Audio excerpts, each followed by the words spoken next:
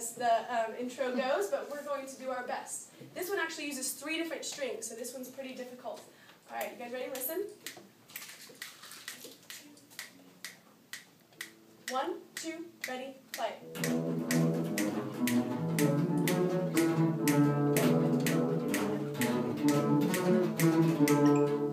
Very good. As you notice, we have to try to keep the beat so that we stay together. All right, the next one that we did was spy tune. This is kind of a tune that sounds like a spy. So, don't forget the 2 opens when you repeat. Listen. 1, 2, ready, play.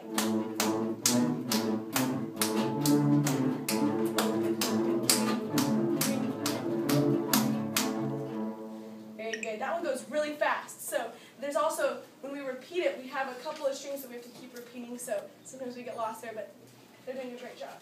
The next one we learned was Harry Potter's theme song, just a little bit of it. So if you guys turn to Harry Potter. So each week we would work on one of these, and they would just kind of keep adding to it, and then play the last 3, and then play the last 4. So this, the next week we learned Harry Potter. Listen for the tempo. Open, open, 3, 2, open. 1, 2, ready, play.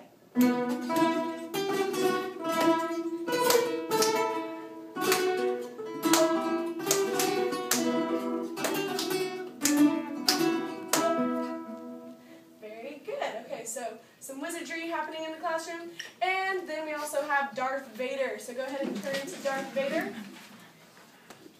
We try to imagine him walking into the classroom with his cape. Okay, we take this one nice and slow. 1, 2, ready, play.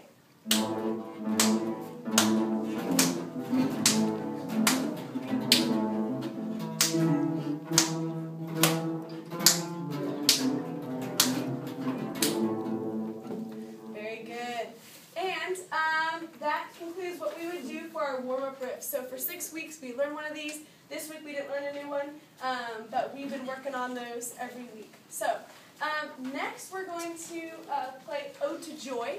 Last year when they were 4th graders and playing the recorder, they actually played this song. So they are now very well versed in playing Beethoven. So second time around on the guitar, we're going to play Ode to Joy. So get your books ready.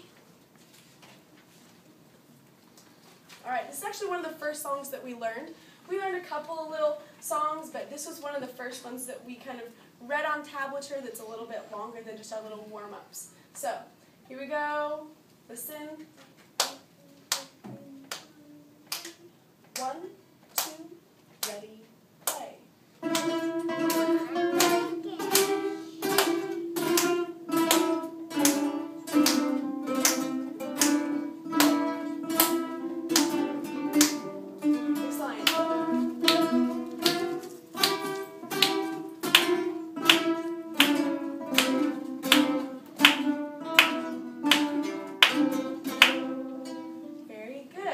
Something that we try to do sometimes is actually try to nod our head or tap our foot, because a lot of times when we're thinking about all these different things, it's easy to kind of let the rhythm kind of slip out, but we have to kind of think about, okay, keeping the beat is a really important part of a song. So learning rhythm, learning how to read notes, they work together as music stand partners to kind of move their music stuff around.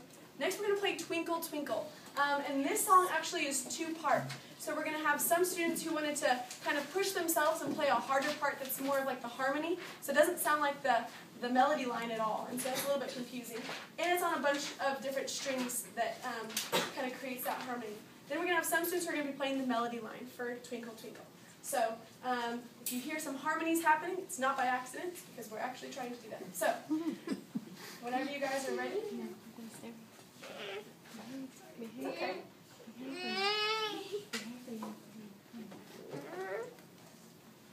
Okay. So here we go. You can sing along if you want. 1, 2, ready, play.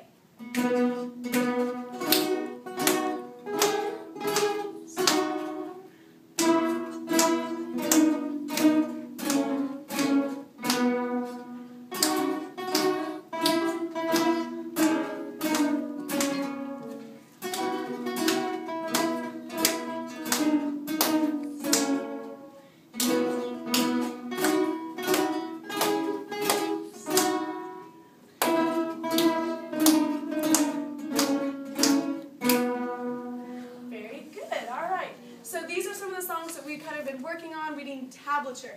So tablature is what we would be looking at that has these lines. Let me just show you a quick example of what that looks like. When we learned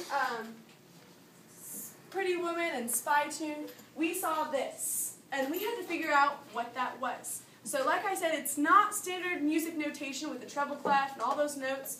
This is, the lines represent, Bailey, the lines represent the strings, and Emma, the numbers represent the frets. So on our guitar, we have these little sections, and each section is divided up to be a pitch. And so that's how we know to play certain pitches, because those fret bars kind of divide up. Well, those numbers up there tell us what fret that we're supposed to be in. Now, some of the guitars have this tape, kind of like Guitar Hero, where you can push on it, you know, you play the right thing, you have to do it so many times. But we kind of put that tape on there to help us kind of see. The first 4 frets don't have any sort of marking in them. The 5th fret a lot of times has a dot. If you look at Zach's guitar, actually, right here in the front, move your hand off, there we go.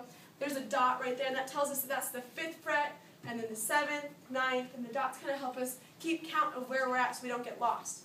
But pretty complicated when you're trying to look down at that. Well, it gets worse. So the strings up here, you know, we've got the thickest one. We call the string number 6, 5, 4, 3, 2, 1. They started with 1 on the bottom.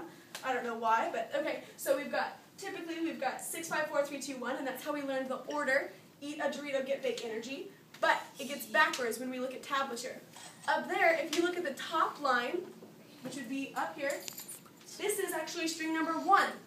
So that's the bottom string. If you're looking at the guitar, this would be down here. So up there on the top line is string number 1, which is down here. So it's almost like you're flipping your guitar up like this, and you have to look at it like that's string number 1. So kind of complicated, because if you look at that, you would think, oh, string number 1 would be down there. And you have to think, oh, which one is it again? Your brain has to do all this stuff, and then you have to think about, okay, string number 6, 1, which one is it? So we had to kind of figure that part out. They did a really good job. So, like I said, it can kind of get a little bit complicated once you look at the different things.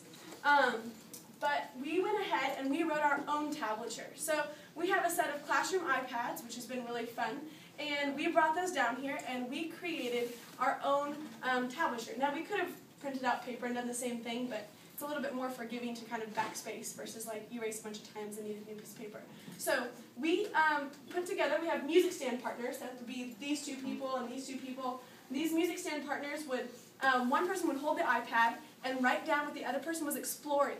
So we don't really know what's going to sound good, but we would listen and we would make something up and say, oh, okay, that sounds good. 3, 2, open. So the person would be like, what string? So then they have to make sure they put it on the right string, and they'd say, okay, and they'd look over at the person writing that down, and then they would write that down, and then they would switch. So they each did 4 measures, and then after they were done with the whole thing, they then had to practice the whole song together and play it together. So working together with a teammate, being creative, using their ear to listen for what sounds good. Because sometimes you can put stuff down and be like, oh, interesting, you know. So they had to actually listen. What would sound like a song? So they did a really good job with that. We're going to highlight one group so they can show us. If you look back up at my screen, I was going to show you. This is them working together. One having the guitar. One kid's about to trade the guitar and the iPad there. On the bottom left, where it says Mysterious Stairs, I think they named it that because of the way that on the bottom line they kind of move up the strings. So they would work together with their partner, and this is what their songs would look like. And then I would put them up on my screen through my iPad, and then they would come up and play for the class their song after they had time to practice it. So fun little project. So we're going to have Carolyn and Deshawn today. They need their music. That's why Deshawn's looking at me like that. Play their song today. Do you guys have a name for the song, or is it just? I guess it would be called Hard Work.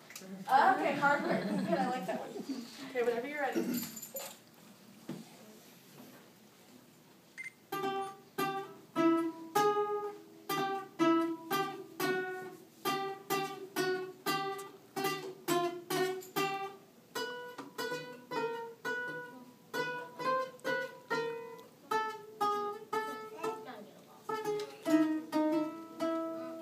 Good job. All right. So, pretty amazing that they had to write it on time. tablature, know which strings they were on, what frets to move to, and then practice it and play together. So they did a really good job with that, and every group did an amazing job. So really proud of their hard work with that. So once we learned how to read tablature, we also were learning at the same time, or I tried to give it a little difference here, but we tried to learn chords. So those green things hanging above your head are our reminders of what those chords look like. Now to you guys, that's another foreign language, but it gets worse here. So over here we got the strings going horizontally. Well, if you look at a chord chart, the strings are actually now going vertically, and it's as if we're putting the guitar up like this. That bold line at the top would be what we call the nut of the guitar right here. So it's like we're sticking it up there like that, and the horizontal lines now represent the frets. So, and there's even more problems. There's numbers that actually go in those dots that I don't have, and those are your finger numbers.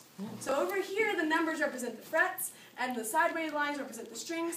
Over here, the sideways lines represent the frets, and then when you see a number in there, that represents your finger numbers. So we had to remember finger numbers too. So many things going on at the same time, yet we were all able to learn and to figure that out and to do a good job. So, does anyone want to tell me what the finger numbers are for our fretting hand? Fretting hand is 1, 2, 3, and 4. Good. So, and if anybody ever took piano lessons, this is 1, 2, 3, 4, 5. So, if you took piano, you now have to translate. This is 1, 2, 3, 4. So, I was a piano major, so sometimes I'll say finger number 3, and I'm thinking the whole time, and I'm like, why do they all have their ring finger on the guitar? Oh wait, finger number 3. Yes, good job. Okay.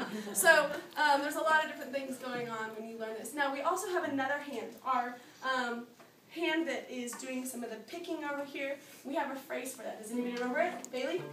Pima. What does that stand for? Winter and day. Wait.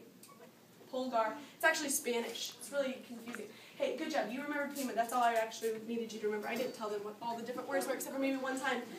The thumb is pulgar, and then we have our index finger, I, M, and then A for annular, and we have these 4 fingers that we use for picking in our right hand.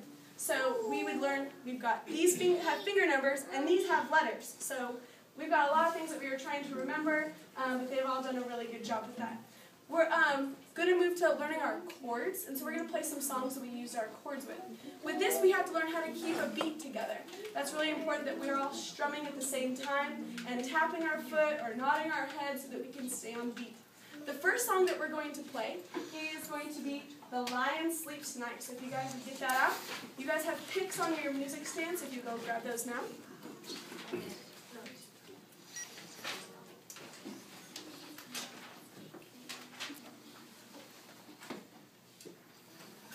Alright, so remember we're going to do an intro and then we'll get started.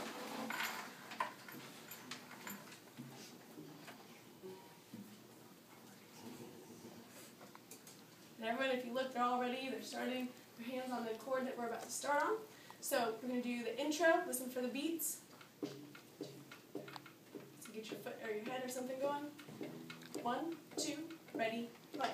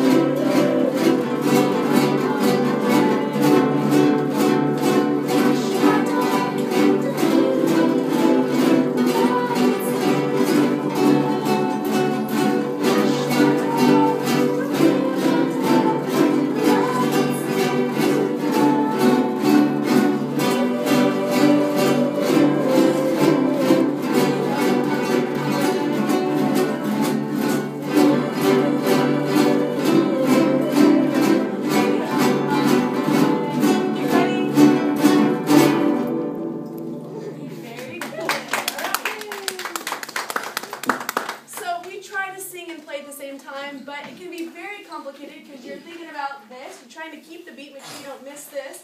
You're thinking about the beat over here, and you're looking at the music, making sure you're at the right place. So a lot of times, the singing is the last thing. It's kind of like, you want me to sing too? You know? So we try to sing as best as possible, but sometimes it's just a matter of, if we can keep the beat and keep playing the guitar, I'm okay with that too. So we're going to move on to our next song, which is Hound Dog. Of course, we've got to have a little bit of Elvis Presley when we play the guitar. He was a king of rock and roll.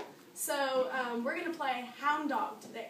Now, we've been typically playing on the beat. We down strum on the beat. But for this one, we're actually going to be playing eighth notes, which there's 2 of those per beat. So it's 1, 2, 3, 4, 5, 6, 7, 8. And then, of course, you guys are going to remember what happens at the end. Okay, so here we go. Listen for the beat. Make sure you're listening so we can all do it together. 1, 2, 1, 2, ready, go.